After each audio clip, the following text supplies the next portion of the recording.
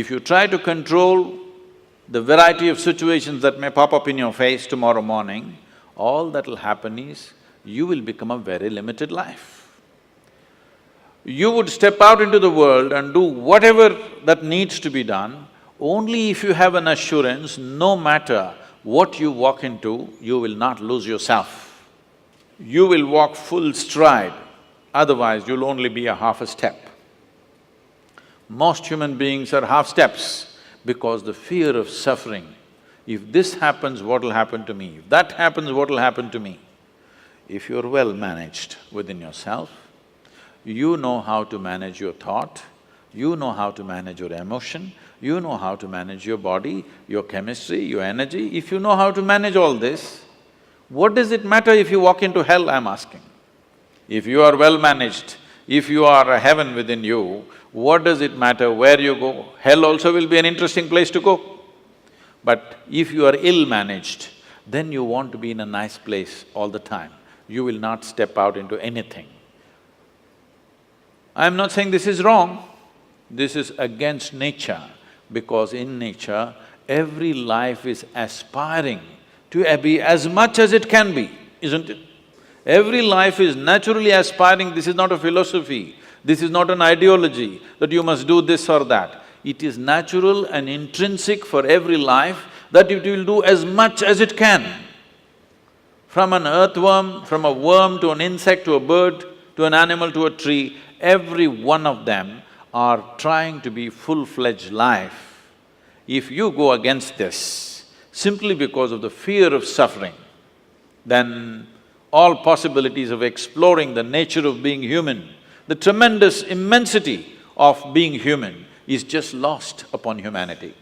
Today, you will see this everywhere. When people say, I am only human, they are talking about the limitations of being human. They are not talking about the possibilities of being human, isn't it?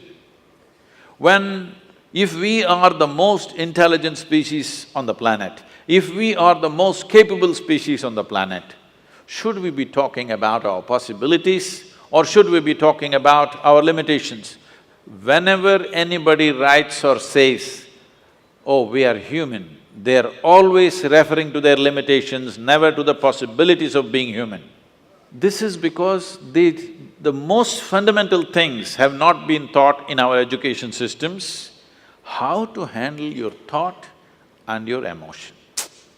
Your psychological drama has gone out of control. It's a badly directed drama, believe me. If it was a well-directed drama, you would take it to the conclusion that you want, isn't it? Because it's a badly directed drama, just about anybody can take charge of it. Who is the director of your psychological drama? Just about anybody, isn't it? Anybody can make it into a tragedy. The reason why people have not even learned to manage their thought and emotion. By the time you're 10, you should have learnt it. At 60, people still don't know how to manage their thought and emotion. They're standing up like ghosts in their life. They don't need anybody's help. They can go on endlessly creating suffering for themselves. Now, suppose you did not know how… you have normal hands and you do not know how to use it. What would you call yourself? No, you tell yourself, don't tell me, it's okay. Whatever you think, if you have a normal process of mental faculty and you do not know how to use it, it means the same thing, yes or no? Does it mean the same thing or no? You don't have a normal hand, then you can't use it, that's different. We will look at you compassionately. But you have a normal hand and you don't know how to use it.